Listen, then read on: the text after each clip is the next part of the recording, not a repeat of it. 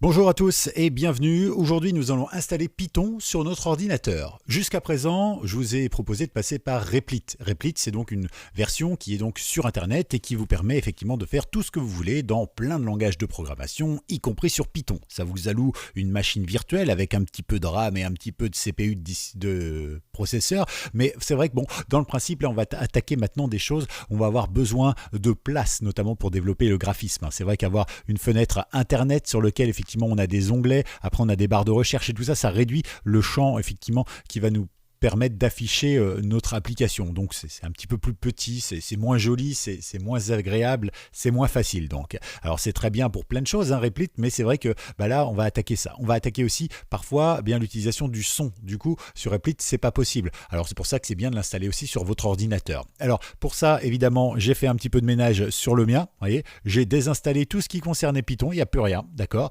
C'est-à-dire que tous les projets sur lesquels j'ai travaillé, j'ai intérêt à pouvoir le réinstaller maintenant. Sinon c'est mort, de chez mort, de chez mort. Bon, c'est pas grave, je passerai par Replit jusqu'au bout. En tout cas, quoi qu'il arrive, dès maintenant, donc je peux fermer ça, il n'y a pas de souci. Et on va pouvoir s'intéresser à installer Python sur notre ordinateur. Alors, il faut d'abord installer un logiciel qui sera un interpréteur de Python et qui va permettre effectivement au logiciel, à Windows, à Linux ou à Mac, de comprendre le langage Python. C'est un petit peu comme Neo. Vous savez, comme lorsque Neo sort un petit peu de son monde de la matrice pour la première fois, eh bien, on lui donne pas mal d'éléments directement dans sa tête, en câblant dans sa tête. On lui apprend à se battre, on lui apprend des langues, on lui apprend tout ça, tout un tas de choses avec Morpheus. Là, c'est un petit peu la même chose. On apprend à notre ordinateur à découvrir un nouveau langage. Donc, ça se fait quand même beaucoup plus rapidement que nous quand on est obligé d'apprendre un langage. Mais du coup, ça permet à l'ordinateur de pouvoir à la fois lire le Python, mais aussi l'interpréter et vous aider à le coder. Voilà, c'est plutôt pratique. Alors, pour ce faire, évidemment, on va ouvrir notre navigateur préféré. Je vous propose d'aller sur DuckDuckGo, sur Google, sur Yahoo, sur MSN, sur, je ne sais pas, Lycos si ça existe encore, AltaVista ou quoi que ce soit. Vous allez sur votre moteur de recherche préféré et vous allez taper Python. En tapant Python, vous allez voir ce drôle de petit logo. Et bien ça, c'est le logo de Python. Voilà. Donc comme ça, maintenant, vous le saurez, c'est une sorte de yin et de yang, mais avec un plus et en bleu et en jaune. Voilà. Moi, je trouve ça plutôt joli, sympa. Et donc, on va cliquer dessus et on va arriver sur le site de Python qui va nous permettre de télécharger un programme, qui va nous permettre d'installer et de comprendre le Python donc sur notre ordinateur. Donc ici, évidemment, si vous avez besoin de quelque chose, c'est ici. C'est le site mère de Python. Voilà. Vous avez besoin d'une aide, vous avez besoin d'une communauté, vous avez besoin d'autres choses, des informations concernant les nouvelles versions et tout ça, c'est ici qu'il faut venir, d'accord? C'est python.org tout simplement. Ici, vous allez sur Download, d'accord, avec mon superbe accent anglais, et naturellement, il vous propose la version qu'il vous faut. Donc moi, ici, par exemple, ce serait Windows, donc ici, et puis Python 3.10.4, parce que c'est la dernière version. Attention tout de même, si vous êtes sur Windows 7, il vous faudra une autre version. Ici, vous pouvez voir toutes les versions disponibles si jamais il ne vous propose pas la bonne, et vous pouvez donc aller voir pour Linux, Mac, bien sûr, d'autres et sur Windows, d'accord. Bon, moi je suis sur Windows ici pour vous montrer, donc eh bien tout simplement on va faire ça. Alors moi je l'ai déjà téléchargé parce que je vais vous le dire, je suis en train d'envoyer la vidéo précédente sur internet, voilà, parce que je travaille un tout petit peu à l'avance, voilà, j'essaye de m'organiser mais c'est pas gagné, et donc forcément je profite du temps que ça envoie sur internet pour faire la vidéo suivante. Alors profitons-en. Donc ici vous allez pouvoir l'enregistrer tout simplement, d'accord. Donc nous ici je vais reprendre le truc et comme ça on va se donner rendez-vous. Vous vous faites enregistrer. OK ? On va ouvrir notre explorateur Windows ici et ici on va récupérer Python. Donc je vais l'installer tout simplement, double-clic. Ici il me dit exécuter, donc je vais le faire. Ici install now tout simplement, voilà. Il inclut un IDLE, donc c'est l'occasion évidemment d'avoir un petit logiciel pour coder. Mais il n'est pas extrêmement pratique donc on ne va pas l'utiliser. Il inclut également pip et puis une documentation. Il crée aussi les raccourcis nécessaires directement et l'association des fichiers. Voilà, vous pouvez choisir évidemment autre chose si vous le souhaitez. Je vous conseille de faire add python 3.10.2patch parce que ça vous permettra évidemment de pouvoir faire des liens directement et vous faire gagner du temps, croyez-moi, plutôt qu'à chaque fois galérer en indiquant où est votre version de Python, etc. Voilà, moi je vous conseille de cliquer là-dessus et une fois que c'est fait, vous faites sur Install Now et vous laissez faire tout simplement. Voilà.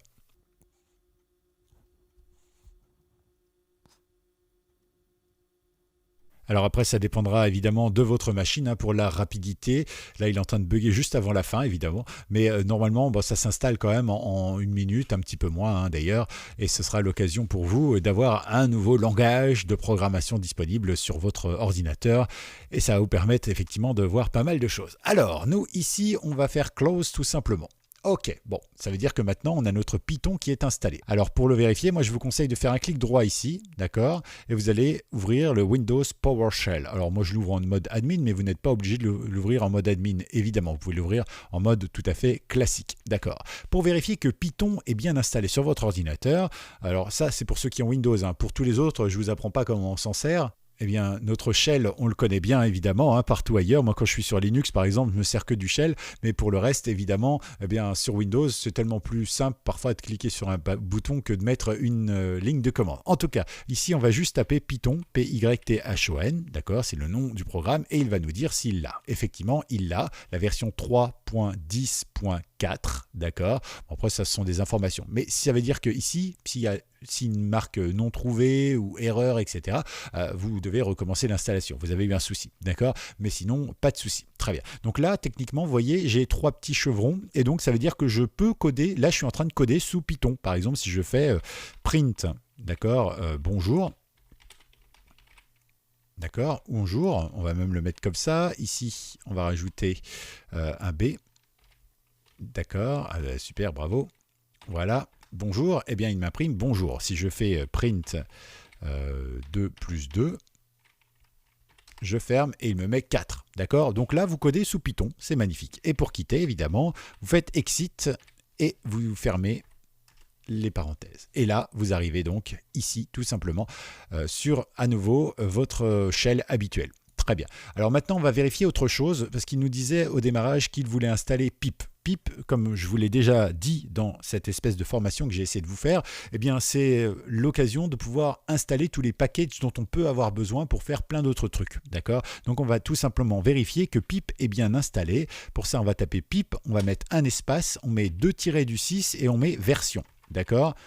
Ça va nous donner la version de notre pip. Donc s'il trouve la version de notre pip, c'est-à-dire que pip est bien installé. On vérifie. Chez moi, visiblement, pip est bien installé. Pip 22.0. Voilà, mais vous serez peut-être dans une autre version, évidemment, tout dépend de quand vous regarderez cette vidéo. Donc, on a tous les prérequis pour pouvoir coder, pour avoir ici notre Python. Très bien. Alors maintenant, comment est-ce qu'on va coder sous Python? Eh bien, vous allez voir, c'est super simple. On peut très bien coder avec ce genre de choses. Voilà, waouh, le bloc-notes. Eh oui, je le dis sans arrêt, mais le bloc-notes, c'est sûrement l'outil le plus puissant qui n'a jamais été créé par Windows. Incroyable, n'est-ce pas? Et avec ce petit outil, vous pouvez tout coder. Du PHP, vous pouvez coder du HTML, du Visual Basic, du JavaScript, du Java, ce que vous voulez, etc. Après, il n'y a pas de compilateur dessus, mais vous pouvez coder. Voilà, vous pouvez faire ce que vous voulez et vous pouvez faire du Python. Si je fais par exemple, je ne sais pas moi, print hello, d'accord?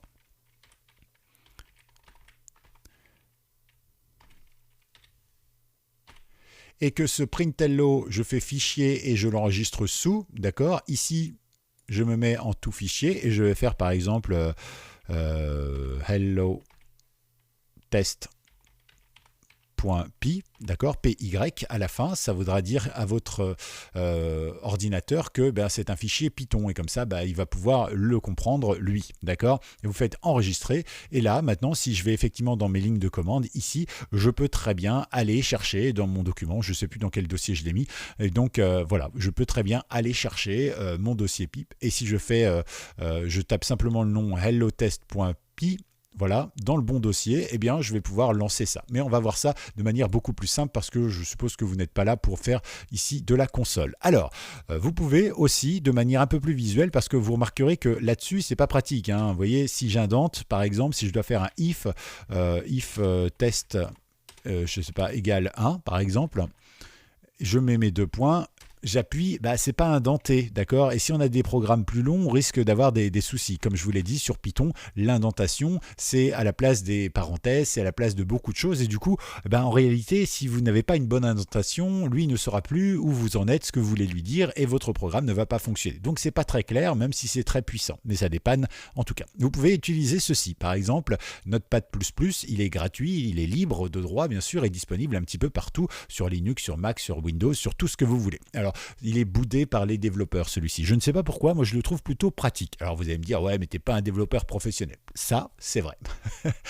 En tout cas, j'ai jamais été payé pour ça. En tout cas, voilà. Donc, ici, effectivement, vous voyez, j'ai importé un Python. Donc, j'ai simplement créé un fichier, d'accord, un petit code pour vous montrer. Et j'ai dit, langue, c'est Python. Voilà, c'est tout simplement Python. Donc, il a reconnu que c'était le langage Python. Et vous voyez, ici, il me met le nom de ma fonction comme ça. Il me met mon chiffre dans range, mon print, etc., etc. Il me met déjà plus de code. Ici, vous voyez, pour l'indentation, c'est quand même beaucoup plus clair. Et on peut faire vraiment, vraiment pas mal de choses. Si on a trop de fonctions, par exemple, on peut cacher celle-ci.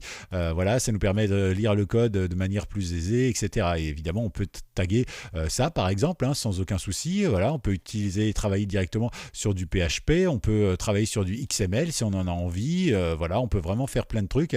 Et ça fonctionne très, très bien. D'accord? Donc, il est boudé un peu par les professionnels, mais il fonctionne extrêmement bien. Et il vous permet à tout moment de pouvoir gérer un petit peu tout ça. Donc, voilà, si vous avez besoin de votre code ici, vous allez pouvoir donc travailler dessus et ça fonctionne très très bien. Voilà, donc ça c'est un choix ou un autre. Maintenant, moi je ne vais pas vous faire utiliser celui-ci. Pourquoi? Eh bien parce que ici il n'y a pas la possibilité d'avoir un petit bouton play qui est très pratique et qui permet de lancer directement le programme qu'on est en train de faire. Donc nous par exemple on va beaucoup travailler sur Python et comme je suis dans un tuto, je vais avoir souvent besoin de vous montrer à quoi ça ressemble au fur et à mesure. On crée un bouton, regardez le bouton il est là, si vous voulez le mettre à gauche il est là, regardez, etc., etc. Du coup on va avoir besoin d'y aller souvent. Alors évidemment je pourrais à chaque fois enregistrer, aller sur ma console et lancer le nom de mon fichier, etc. Mais bon, il y a plus simple évidemment et je pense que si vous n'avez pas envie de vous embêter avec la console, si vous êtes des habitués de Windows, eh bien on va travailler sur un autre logiciel tout simplement. Alors on aurait pu travailler sur PyCharm.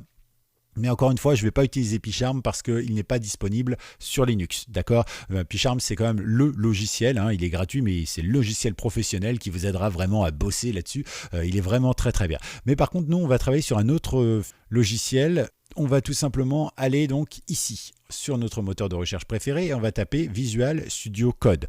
Pour ceux qui suivent un petit peu cette chaîne YouTube, normalement vous l'avez déjà installé il y a quelques temps déjà pour un autre projet, un autre programme. D'accord? Là aussi, à l'instar de Notepad++, vous allez pouvoir installer, dire que c'est tel langage. Vous allez même pouvoir installer des packages. Vous allez vraiment pouvoir faire plein de choses directement avec le logiciel. Alors moi, ce que j'apprécie dans ce logiciel, c'est bien tout simplement qu'il est en mode sombre.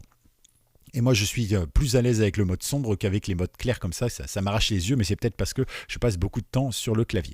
Donc, on va tout simplement cliquer dessus et l'installer. Alors moi, je l'ai déjà installé, bien sûr, mais vous, vous pourrez peut-être l'installer si ce n'est pas fait sur votre ordinateur. Donc, ça se présente un petit peu comme ça. Vous avez ici différents modes et notamment un petit bouton pour la lecture et vous pouvez installer, vous voyez, des langages comme par exemple du C++, vous pouvez installer du Python, vous pouvez installer plein de choses. Voilà, donc ça va vraiment vous permettre de faire des choses. Là, vous avez la possibilité de télécharger pour Linux, Mac, télécharger dans la version stable, pas dans la version Insiders, parce que là, vous risquez d'avoir quelques soucis avec des bugs, parce que ce sont les versions les plus évoluées, mais les versions les plus évoluées peuvent comporter des bugs. Voilà, donc vous utilisez plutôt la version stable, c'est largement suffisant pour ce qu'on en fait, même plus que suffisant. D'accord? Donc vous le téléchargez, vous l'installez, et une fois que c'est fait, normalement, eh bien, vous n'avez plus qu'à l'ouvrir. Quand vous l'ouvrez, normalement, il vous affiche à peu près ceci. D'accord? Voilà. Donc là, il est en train de se mettre à jour, il vérifie les codes, etc., etc. Donc, techniquement, quand vous cliquez dans l'Explorer ici, alors chez vous, il l'affiche, et normalement, vous pouvez choisir un dossier. D'accord? Vous choisissez votre dossier et après, vous allez pouvoir mettre tous vos éléments dans le même dossier. C'est pratique quand vous créez un projet, par exemple, et que dans votre projet, vous avez votre code Python, puis vous avez le main point structure machin, vous avez des images qui vont apparaître dans le projet, vous avez de la musique, vous avez voilà. Donc comme ça, tout sera dans le même dossier, ce sera beaucoup plus simple. D'accord? Vous pouvez en créer autant que vous le souhaitez. Ok? Et donc, là, on retrouve d'ailleurs notre Hello Test Py qu'on a fait tout à l'heure. Si je clique dessus, vous voyez, il me le met bien ici, print hello. Donc ça fonctionne très bien. Alors, il y a juste un truc. Vous, par exemple, si vous cliquez ici et que vous avez créé print hello, eh bien, il y a des chances que vous n'ayez pas les couleurs. Alors, tout simplement, c'est normal, c'est lié au fait que vous n'avez pas encore installé Python sur ce logiciel. Vous ne lui avez pas dit, tiens, reconnais Python. D'accord? Donc, pas de souci. Dans ce cas-là, vous allez vous rendre directement ici, dans Extensions. D'accord? Dans Extensions, alors moi, c'est les trucs que moi j'ai installés, évidemment, mais vous, il faut taper Python tout simplement. Donc, on va le cacher ici et on va faire Python. D'accord? Alors, vous n'installez pas tout de Python, hein, ce serait beaucoup trop, je veux dire, pour ce que vous allez en faire, d'accord? Mais vous allez prendre le premier ici avec le petit triangle vert, d'accord? Et ça va vous permettre d'avoir Pylens. Pylens, c'est ce qui va interpréter votre Python, tout simplement, d'accord? Et du coup, si on est ici, moi, je vais pouvoir lire maintenant mon Python. Et vous voyez, ici, il me le lance et il me dit « Hello ». D'accord, voilà. Et donc, ça veut dire que si maintenant je fais, je ne sais pas, moi, print... non, c'est moi qui te dis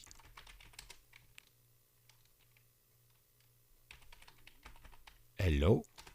Voilà, il va tout simplement pouvoir à ce moment-là travailler hello. Non, c'est moi qui te dis hello. D'accord? Donc vous voyez, ça marche très bien. Voilà, et vous êtes opérationnel pour la suite. Et là, vous allez pouvoir eh bien, faire tout plein de choses. On verra au fur et à mesure comment on installe les bibliothèques, etc., etc. Bref, bienvenue à tous dans le monde de Python. Et les prochaines vidéos vont concentré sur le graphisme, entre autres, et on découvrira comment on fera notre première fenêtre. Restez avec nous, pensez à vous abonner, pensez à liker, pensez à partager cette chaîne également et pourquoi pas cette vidéo, et à tout bientôt.